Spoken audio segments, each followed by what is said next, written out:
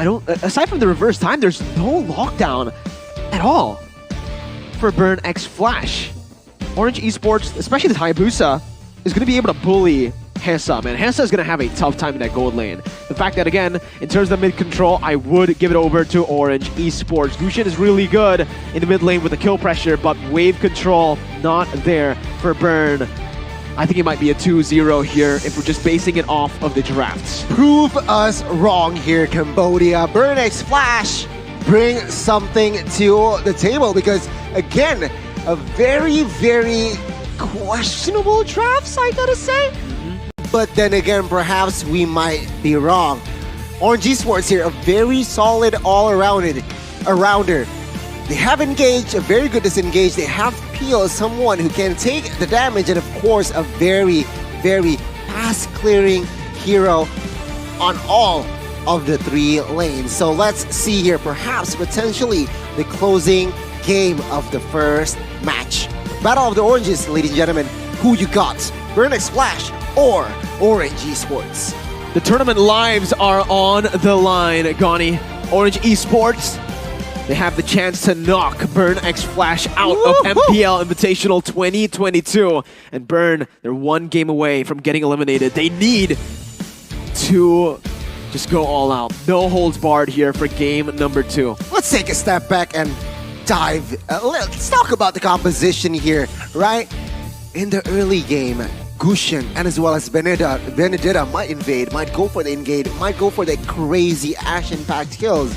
But it's going to be very, very tough going up against that Fredrin. So let's just jump to the Land of Dawn here, ladies and gentlemen, to witness the second game of Burn X Flash and as well as Orange Esports. Let's see, man. Again, if we're looking at it here, CTTo on the Gusion, if he gets the snowball going from the early stage, they actually can look for that snowball, and they can play towards that late game as well for Hesa. This time, Xeon has opted to go for Demon Slayer, so no more bounty for him. And in this gold lane, oh, there's already a chain. See how the Diggy's playing early on, already just to enable Hesa in lane. This is what we expected early on. Amelins dashing forward with solo aim. I don't think that was the right move. He's going to be forced to back off, and Hesa's just going to take this lane slow. Yeah, I mean, winning that trade bot side, a very important win in the earlier minutes. I mean, he has to recall, but do note that Subway is on that high and dry. So, ladies and gentlemen, I guess Subway wants to isolate members from the Burn X Flash to exploit that emblem. Now it's 2v2 bot side. D7 taking a lot of damage there from Stormy. But take a look at Hesa. Subway jumps in with that shadow kill on towards the minions. Not D7, a very unfortunate event. Oh man, but you know, there's an interesting fact there when they were actually taking the lane slow. Hesa was not last hitting at all. He only last hit that final cannon minion. He would have been able to get a bit more gold to play with, but because of that, I think Amelins, yeah, with a few hits onto the turret, it's not that far off. Burn have a gold lead, but man, I really wonder why he didn't go for those last hits there. Perhaps he is to focus on chunking HP bars, but first turtle here has spawned 3 members from side of Orange Esports rotating towards mid. Still no first blood, but that also happened in the first game. The first blood was in the 4th minute, but now I might be wrong. 3v2 bot side. Oh my god, everything is just happening. First blood from Stormy. And Xeon collecting the turtle. Now we can see here ATM. Hesa, what? He gets taken down. But Burn ATM, though, finding compensation, collecting the turtle. Man, Burn X Flash right now, they're able to trade it with that turtle, but again, this Leslie Diggy combination, they're putting so many resources over down below. If the Beatrix actually gets ahead here, and Orange Esports are able to siege the turret down early on, they're going to have, again, a chance to dictate the game as they did in game 1. Xeon, go for that steal, gets it. Oh my god, Orange Esports here now. They are still in the lead. The Subway, though, is quite low, so he could not contest. But Burn X Flash, they have leveled up here in the second game. Their coin farming skills with, of course, HSBC. You guys at home should too. But now it's a setup bot side. 3v2. Shadow kill on towards D7. Easy kill. Collecting that one. But Xeon says he wants the revenge. It is not committed just yet. Orange Esports 3-0 as of now. And this is exactly what I mentioned early on, right? In the draft, when he picked up that Hayabusa, I really liked Orange Esports' draft because the kill pressure that they have, there's no lockdown at all for Burn X Flash, and guess what? The sustainability isn't even there, right? It's sure you have the Uranus, but I'm talking about that gold lane. Hesa is going to be a free target for that Hayabusa, and even the Diggy. Solo aim here. He's not even at risk of dying, but even if he goes in like this, huh? Oh my god, CTTo is actually the one who gets taken down. Traded out by the Roamer, solo aim, but now Shadow Kill onto his backside. D7 taking is the recipient of that Shadow Kill, but now it is just 1-for-1. Roamer for mid lane, still heavily favoring Orange Esports. Burn X Flash though, I like what they're doing. They are still staying proactive. Now, with the turtle up, I feel like they have a chance to contest. Let's see. Again, that was what I was trying to mention, right? The fact that, oh my god, Subway again. He's just zoning Hesa. He's creating so much space for Amelin to take a lot of damage on a turret. Subway needs to be careful though. Benedetta jumps in flanking, taking Subway down, but now Circling Eagle, perfectly timed final blow there. Hesa. But Hesa is down, and it seems like the turret bot side will be collapsed here. CTTo trying to do what he can, but D7 gets taken down as well as CTTo jumps in almost to his death, but it is going to be Hesa and D7 and the turret taken down bot side. This is usually why we see the Leslie pick in the second phase. We don't usually see it in the first phase because it's so easily countered, it's so easily targeted. Orange Esports are doing exactly that to Hesa. Hesa currently now is going to be one level below of Amelin. And guess what? Amelin is on that Beatrix. Like you said, Gani, in this mid-game, Beatrix definitely has a better chance. Also, just a better route to get that item Power Spike. 1 BOD. And I think that's enough to actually burst down Hesa later on. You can already see the snipes. One Renner shot taking so much HP away from CTTo. That is very, very evident here. Now, Orange Esports, though, they need to stay disciplined. G7 again, the recipient of that Shadow Kill, could not withstand it. And it's just more than enough for D7 to go down. Amelin's here. Half HP, needs to be careful, but Mathilda is in the front lines, giving information regarding the whereabouts of the Burn X Flash's members. Now, considering the mid-side, 5 members already stacking up in the mid-side here. They want the mid-side. Xeon taking a lot of damage. Emelan's finding that kill. The Uranus here jumping to the backside, trying to find Emelan's. Hesa finding that kill. But now it seems like Burn X Flash, with that kill, manages to reset the tempo. And the way Orange Esports are playing here is kind of weird, Gani. I'm gonna be honest with you, right? The fact that they have a lead already, but they're clumping up as 5 instead of using these individual leads to look for more pickoffs with the members that are isolated. Neo has been completely ignoring his lane, giving ATM a chance to actually shove the waves constantly here. And guess what? ATM is going to have a good time if he gets free farm like this. That's a Uranus who needs to scale, who needs to wait for items. He's been free farming for the past, 6 minutes? About to be 7 now. Orange Esports needs to stay disciplined. Just because they won game 1 and just because they won in the draft here for the early stage doesn't mean Burn X Flash have 0 chance to win. With this composition, Burn can definitely still look for that mid to late game with Hesa on that Leslie. They gotta play their way here, just like Logitech Chi plays their way with the Aurora Collection. Make sure to check that out. Burn X Flash, they are behind, but it seems like they pick their fights here in game 2. They know when to commit, when to disengage, and that is what I love to see here in the Land of Dawn. Adaptability. But it's still Orange Esports leading the turtle.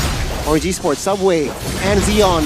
Battle of the Retributions. Who will get a Circling Eagle connecting onto a Xeon? But the Retribution is going to fall to the hands of Subway, actually. ATM here trying to be the sandbag in the backside, but now time reverse. Reverse time hasn't been plotted just yet. No casualties as of now, but it seems like Burn X Flash still behind on rotations. Again, Xeon miscalculating on that Retribution. Orange Esports are able to capitalize. Hayabusa was completely stunned in that Red Tree battle.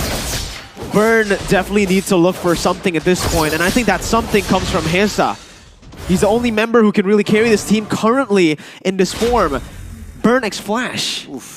They're losing in all fronts, even though Orange Esports aren't as disciplined in game one. Orange Esports right now are taking a lot of these skirmishes and a lot of these contests without the setup that they did in game one, right? Even in that contest, Hayabusa was stunned up, but he still won the retry battle. I have no words. I mean, again now it seems like Burnex Flash. Oh my god. 7 with that burn.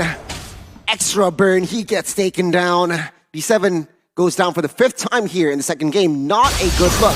But on the other side of the map, Xeon here trying to give pressure. Subway still collecting the purple buff, but now he is in a bit of a pickle here. Now Orange Esports team might go for a invade here in the purple buff themselves, and Xeon has no retribution, so this is going to be very, very tricky.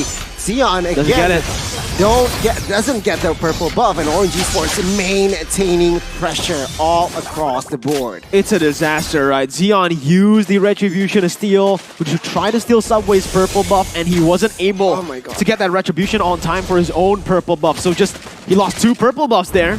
Orange Esports able to capitalize, and now you can see Orange going back to the basics. The reason they were able to win game number 1. Discipline, right? So they're playing with that again. Neo is in that bottom side, going to match ATM, and this is what they need to do. They gotta be careful though. CTTo missed! Oh my god, 3v2, Shadow kill onto it. CTTo here, luckily there are minions, but now ATM is quite low. Still managed to escape with that flicker. Neo though, taking a lot of heat here in the bot side. Hessa claiming a kill. 5v4, now they might look for more. Solo aim, pulled back, reverse time. The time journey was popped as well, but it is not enough to make him survive. 1 for 1 as of now. You can see here, Black Shoes popped as well to add more burst, but ATM does not care. He wants to go for that 1v2. Can he do it though? The Lord has been secured, but it seems like not enough damage now. Guiding Wind to save Lilia, but now Burnex Flash needs to defend. Oh man, once again. It's Orange Esports, Stormy! Oh my god, the shutdown here, but CTTo gets taken down, and Subway, they might want more here, but luckily, the Shadows did not connect to the other member here, but Burnex Flash finding compensation, taking third bot side. Yeah, that was very worth for Burnex Flash. Again, CTTo was able to get that kill. It was a shutdown towards Stormy, so even though Subway was able to look for that 1 for 1 in the end, trading it equally, it was still worth it for Burn. The fact that they also have a Lord up top, they're actually able to nullify this gold lead. Orange Esports, once again, like I mentioned earlier, Gani, they're not playing the way they did in game 1. They're underestimating Burnex Flash, and they're not giving Burn the proper respect. ATM has scaled. He's a monster, and Orange Esports do not have the damage to actually melt him down. The damage can come from Stormy, but again, it's not a reliable way when you're using those blooms, because again, with the Uranus mobility, you can get out of the glooms. Man, I have no words here. Slowly but surely, Burnex Flash repping Cambodia here. Orange Esports, they are now pressured. All Burnex Flash needs to do is just stay calm. But Xeon now on this Benedetto using that final blow. But take a look at the shadow kill here and a time journey. Oh my god! 1 HP for Xeon and D7. But in the backside, ATM actually maintaining the pressure as well here, giving the zone towards the members. Burnex Flash and Orange Esports, first 12 minutes here. It's a stalemate. It is. Burnex Flash, though, I think the longer the game goes, it's going to favor them, Gani, right? It is a stalemate, but it's a stalemate that Burnex Flash want in this matchup. They don't want Orange Esports to do what Orange Esports did in game 1. They don't want that to happen. They don't want Orange to play it disciplinedly. With this composition as well, the fact that they have so much punish with their comp means that Orange Esports needs to be very careful. They lost their gold lead completely, that 3,000 gold lead that was built, and guess what? Hesa is level 13, same as Amalens. He probably has the same amount of gold as well. Very curious to see if he has hit those item power spikes, because like you mentioned, Gani, late game, true damage, going to be insane. Amalens, oh my god, if CTTo actually reads this, Amalens showed up on the map. CTTo not going to go for it just yet. Oh my god, ATM though! A little too offside there. Of course, 3v1. Unfortunately, Orange Esports a very, very good setup, punishing that mistake. Now you can see here 5v4 as the Lord is now spawning What do you think of the situation here? Man, I think ATM, there's just the same kind of same kind of mistake happening to Burn X Flash. The mistake that Orange Esports made, now it's being made by Burn. Because, again, ATM's not giving the proper respect over to Orange Esports, just walking up in front. Hesa! Shadow kill onto still almost taking the two members down to the backside, but Orange Esports has created space, and Xeon now trying to look for the miracle play. Will he get it? He will not, as Ambulance claiming that kill, and the Lord that is now enhanced will fall to the hands of Orange Esports. Now, they are leading in gold, and as well as they are looking to equalize on those turrets as well. They got the 2,000 gold lead back, and how did that happen? ATM got caught, right? ATM, the man that we said is going to be very hard to kill, played a bit too far. Offside, you could say. Overcommitting and overextending into the... confident. Yeah, over to the enemy side, and he got punished for it. He is very hard to kill, but it doesn't mean he is unkillable. You can already see the itemization as well. He was confident there because he had a lot of items to go for. But I do want to take a look at Hesa here, who has the Wind Talker, the Berserker's Fury, and the Endless Battle. He's working towards that Melfic Roar right now. Or perhaps he's actually looking to just go for Blade of the Spare. With the true damage, he might just actually be looking for BOD right now as they're looking for a fight once again, Gani. Shadow kill on 27 connected, but take a look at that 1 HP, but CTTo gets caught. And now inside, in the base here, Orange Esports, they are still sieging. The Lord charges onto the base turret on side, and it will fall. And Orange Esports, they need to reset because top side is actually slowly pushing, and Burn X Flash does not manage. No, they managed to save that base turret. So Orange Esports now is in a very, very comfortable lead. Very. Right? 4.6k gold lead with the composition that they have. It's 15 minutes in. It's still within Orange Esports power spike. They're going to be able to end the game with the next Lord if, again, they stay disciplined. It comes down to that. Because the reason it's been flipping for both of these sides, it's been because of both teams being overconfident. It's been because both teams have just been disrespecting each other by the way they position and the way they're taking fights. We'll see once again, though, in the skirmishes, Burn X Flash now with Hesa finally getting the orange buff again. With him perhaps getting that BOD or that Melfic Roar. Subway's looking for the steal, though. Oh my god, Hesa gets it. Gets that orange buff. Subway caught alone, but wow. It might be ATM who's caught alone now. Oh my god, he needs to be careful here. Remember, the burst damage from Stormy is just evidence. He needs to respect that here. And again, Orange Esports now within control. If they can repeat what they did in Game 1, it's going to be so hard for Burn X Flash to somehow turn the game around because we saw how disciplined Orange Esports can be. So we'll see though, Burn X Flash, they need to adapt as well. They definitely do. Burn X Flash currently, the way they win is through Hesa, and oh no, ATM, no, it's going to be a chance again for Orange Esports to pick him off. Yeah, we are now seeing here ATM popping that flicker. Good escape.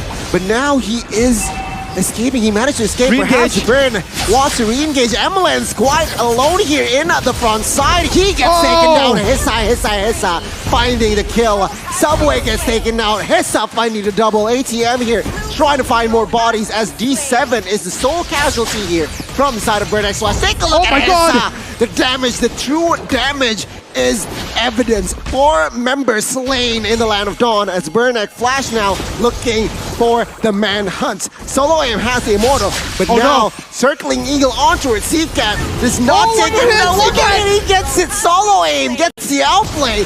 My God! ATM now still on that manhunt as the 2 members in the mid side is slowly but pushing for that mid. They're ending! Ambulance and Subway though have respawned, so only base turret here is the target as the Lord marches top side. Wow, ATM redeeming himself with that play. That's the reason he went for Flicker this game. Getting out of harm's way, having the consecration and the confidence to pull that play off. We mentioned that he's been overconfident, but there, in that particular situation, that confidence really shined for Burn.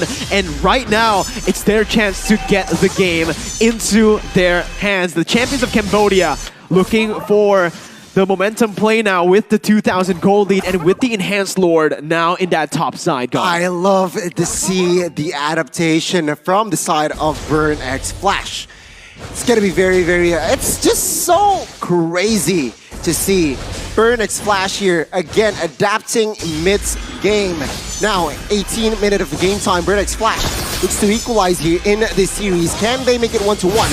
Subway and friends. Subway jumps in immediately with that shadow kill, a questionable move perhaps, trying to relieve off pressure, but now Lord is marching top side, taken care of by the side of Orange Esports here as Burn X Flash could not grab the base turret bot side. The wave control for Burn X Flash, they didn't have that bottom side pushed in. Nice snipe from Amalent, chunking D7 down. They're looking for an engage Subway. Oh my god, that's a damage from Leslie! 1 HP for Subway, but now ATM forcing you that flicker, but now base turret bot side collapse finally. And now Burn X Flash, will they force the fight here? Oh my god, circling Eagle aggressively on towards one member there. Subway finding CTTo though, with a Strunchen to outplay. But now we can see here solo aim trying to escape. Orange Esports and Burn X Flash. 0 casualties, but all of the base turrets from the side of Orange Esports now exposed. Oh my goodness. Burn again are able to force the game out to 20 minutes with their composition. With a Leslie that's been bullied in the early game. He's only died twice, and like I expected, again, he didn't go for that Melting Roar. He went for the BOD, Gani, because he does true damage anyways. He's gonna rely on the Hunter Strike to actually provide that penetration, but with the true damage that they have, they don't really need that penetration that much. Burn X Flash can look for a collapse. As long as they play with Hesa, they're all good, man. Hesa, you saw earlier on, Subway got chunked to 1 HP just by one shot. One shot from Hesa. It's so nasty. It is nasty, as now the Lord that is now evolved, ladies and gentlemen, has entered the Land of Dawn. Both teams rather, will focus on that objective. You can see here, actually, Hayabusa trying to flank towards the backside. Oh my god, Hayabusa, is this a mistake? Oh, Immortal pops and he gets taken down. Oh my goodness. A slight misinfo there. The lacking of information. Orange Esports now a 5v4 without their jungler. Burn X Flash might equalize this game. They actually might. Subway is down. 46 seconds. He went in for an aggressive play, a risky play. Orange Esports wants to look for an opening, but look at that damage. Oh my god. Ultimate snipe there. Yeah, Xeon will comfortably claim. D7 though needs to pay the price, but ATM does not care. Quantum B4ing, trying to bait out everything. Amalent gets taken down. Every member now. Hesa though gets taken down. What the heck? 1 by 1, Orange Esports have fallen, but now Stormy is alive. One member that is critical to defend is that Lilia with her skills. The fast clearing is just there. We'll see though. Will it be enough? 3v3 now. Subway, but now popped. And now we can see here the base is quite exposed. Dion is just focusing on that base. Will he manage to close this game out? Oh my god, the Lord is still up, but the base is quite exposed. And there you go. Burn X Flash equalizing 1-1. The punish from Burn X Flash towards Orange Esports. Aggressive play. Orange Esports had the game in their hands, Gani. That was their game too.